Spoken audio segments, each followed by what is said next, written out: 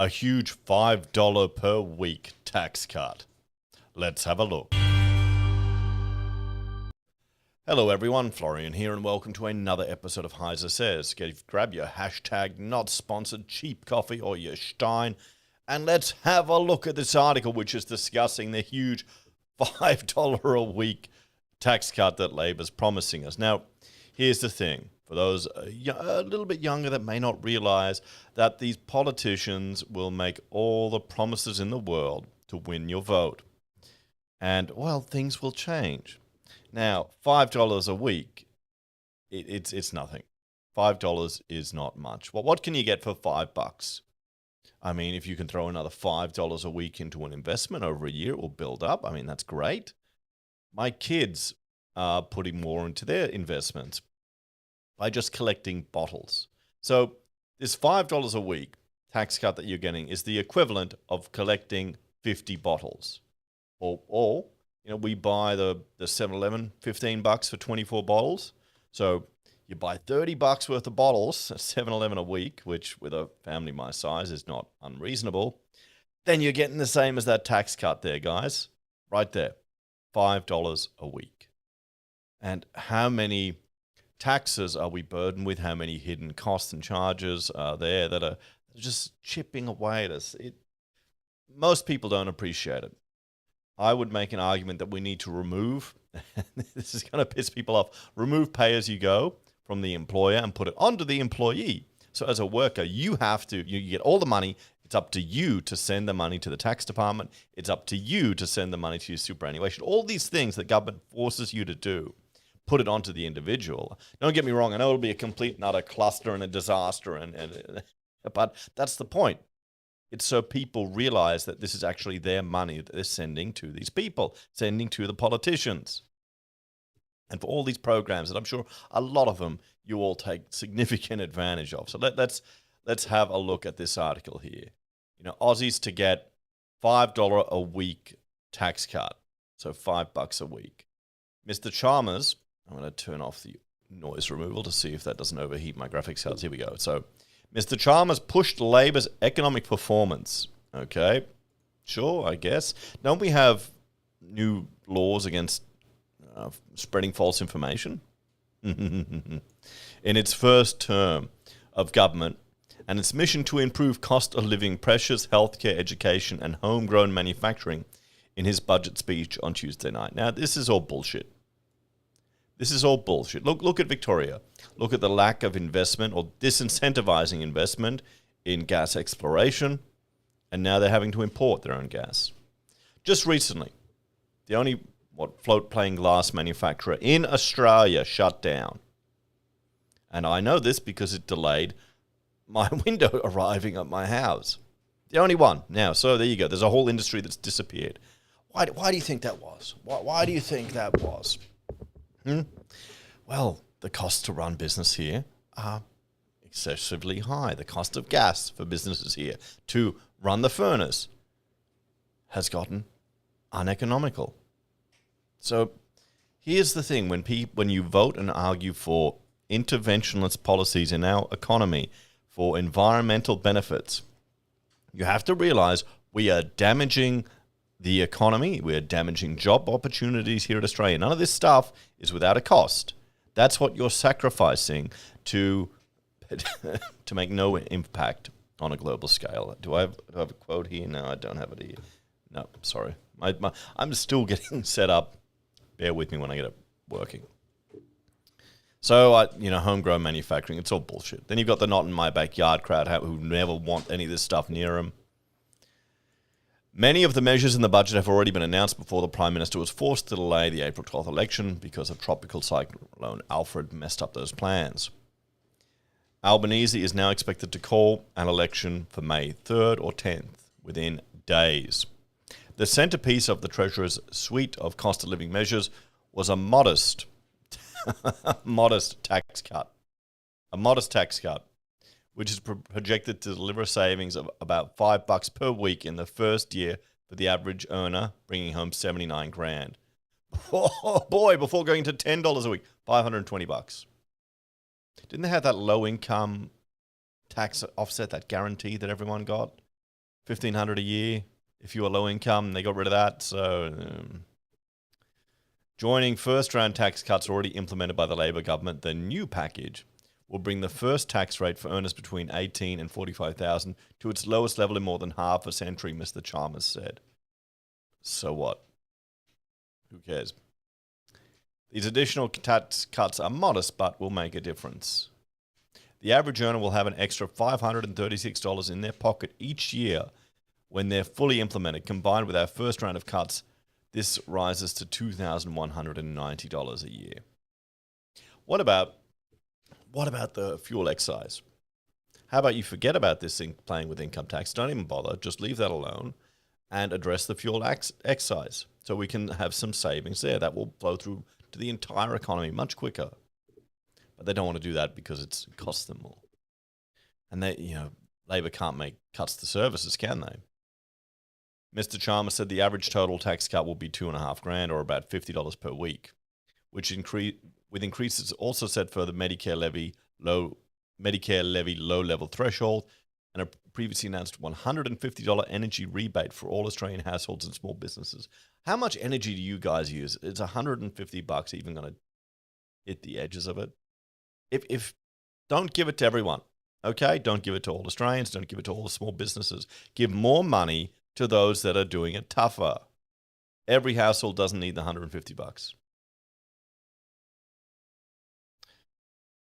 Those promises drew the ire of the shadow treasurer Angus Taylor. In a fiery rebuttal, Mr.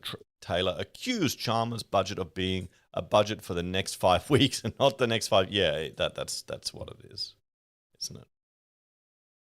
This is a budget for an election, not one for the country's future prosperity, Mr. Taylor said. Labor's cruel hoax tax changes in 26-27 fail to restore the standard of living you have lost after 3 years of Labor. Well, yeah, the standard of living has gone down. The coalition will not support these tax changes that do not address the collapse of living standards under Labor. 7 cents a day in a year's time is not going to help address the financial stress Australian families are currently under. Reduce the fuel excise levy. How many people have to go to work and are spending a fortune on petrol every week? How many people have to drive their kids to daycare, do this? It all adds up. So he accused the Albanese government of failing to address the biggest collapse on record in living standards. In a statement, he also took aim at what he said were 41,000 new public servants in Canberra under Labor and international migration. A coalition government will always better manage the economy so we can pay for essential services and keep our country safe and secure, he said. And the coalition government will increase defence spending to keep our country safe and secure in an uncertain world. Australia deserves better than this weak and incompetent Labor government. The coalition will show leadership and take the necessary decisions to get our economy and our country back on track. We'll have to see, guys. What do you reckon? You think the coalition are our saviours? Maybe, well, I don't think the Greens are. Greens leader Adam Band did not say if that party would support the tax cuts, but they said would not stand in the way. Asked for clarification, he told the ABC if the government folds this up as standalone legislation and it's up for conversation about bringing it forward, then yes, we'll support it. But I think this coming election is the best chance in a generation to get the big corporations to pay their fair share of tax and fund things like dental into Medicare, mental health into Medicare, wiping student debt and ensuring the education is genuinely free in this country. Oh, they got some big dreams. This is the problem.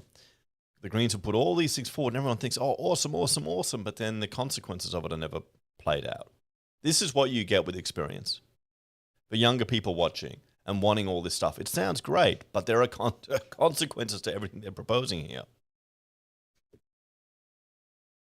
See, wiping student debt, I mean, sounds great, awesome, but when they did that back in the day when education was free at university levels for Whitlam, the whole argument was to broaden the variety of people that could go to university. It didn't do anything. Didn't make any difference at all, guys. It made no difference. Same demo was going there, just all the politicians were getting their kids free uni spots. Independent Senator Jackie Lambie described the tax changes as nothing to brag about. Speaking to the ABC, Ms. Lambie said the government and the Liberals had backed the wrong side in supporting controversial salmon farming in home state of Tasmania. What's wrong with salmon farming? Why is it controversial? I'm not familiar with it. Salmon farming sounds like a great idea to create jobs and provide good quality food for us. You know, we kind of want food in a speech, and you want Australian salmon, not stuff brought from overseas. This is the problem. Anyway, I'm not familiar with it. Let me know in the comments. Let me know in the comments what the issue is here. In the speech marked as much by what wasn't said than was, Mr. Chalmers declared the budget would help finish the fight against inflation, keep Aussies' earnings in their own pockets as for $5. I mean, did anyone believe this? Seriously?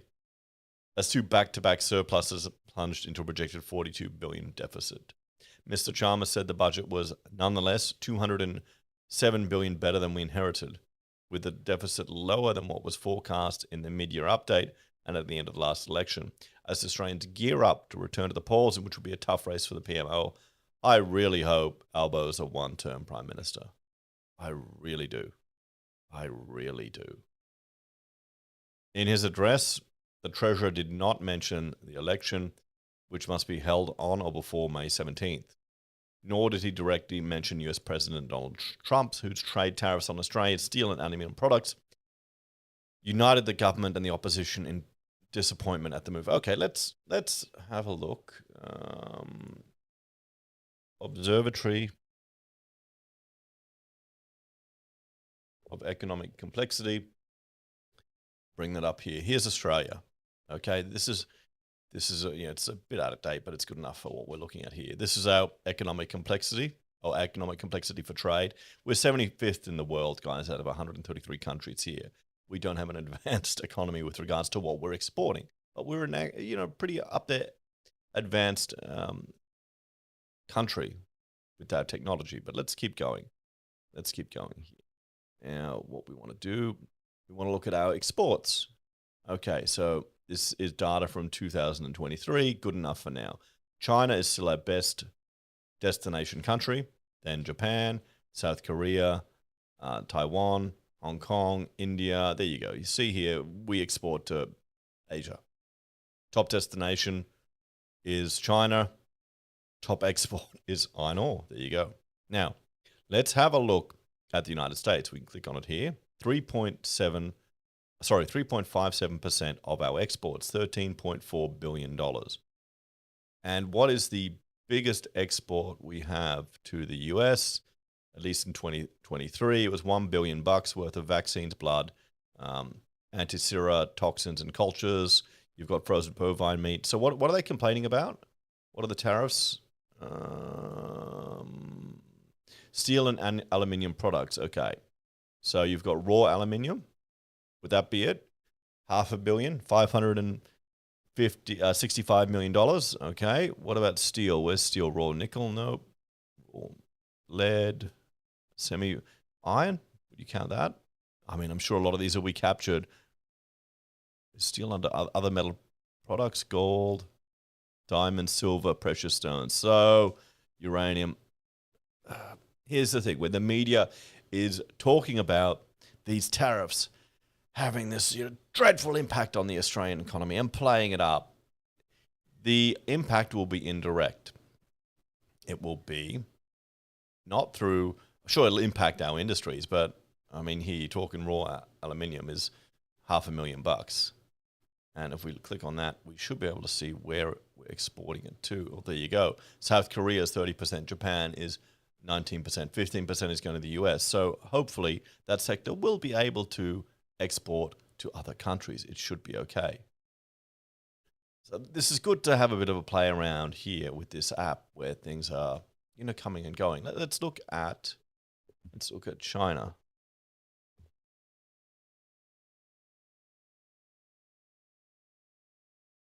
I have a shot of coffee while this loads up. Go. Have a look here. I should subscribe to Pro one day, but we'll see. So China's biggest export destination is the United States. So where are we? Destination, I want to see imports. Do they have imports here? We've got imports. Wait, no, we'll go imports. So China exports a lot of stuff to the United States, and they import 6.25% from Australia. So the concern from our perspective is the impact on our imports or our exports that are imported into China that are helping fuel the products that they're exporting to the US. So that's going to be the way that we might see some of a major impact of the US tariffs. I'd say will be through, well, China, our biggest export destination here. Look at that, iron ore. Half the imports from Australia to China are iron ore and petroleum and other minerals, gold, wheat, refined copper. So that shows you why iron ore is so important. Why China is so important to that industry there. $71.8 billion in 2023 they imported from Australia, just in iron ore. So that's more than the revenue Australia gets from our tertiary education. You know, all the international students coming over, that export, as they call it. But there you go. So when they're playing the whole, these tariffs are going to play it up as wreaking havoc, just bear that in mind, guys. Bear that in mind. Look at some of the numbers, and then you can calm down a little bit. Instead, Chalmers labelled the budget as a plan, new generations of prosperity in a new world of uncertainty. Despite the global economy taking a turn for the worse off the aftershocks of the war in Ukraine and fears of an all-out global trade war. The global economy is volatile and unpredictable, he said. The 2020s have already seen a global pandemic, inflation, and a threat of a global trade war. The whole world has changed as a consequence. Tariffs and tensions abroad have been accompanied by storms at home. Ex-tropical cyclone Alfred could wipe 1/4 of a percentage points of quarterly growth. And I mean, for us here, this was the last big storm we had. I got more damage from that than the cyclone. So there you go. Storm clouds are gathering in the global economy too.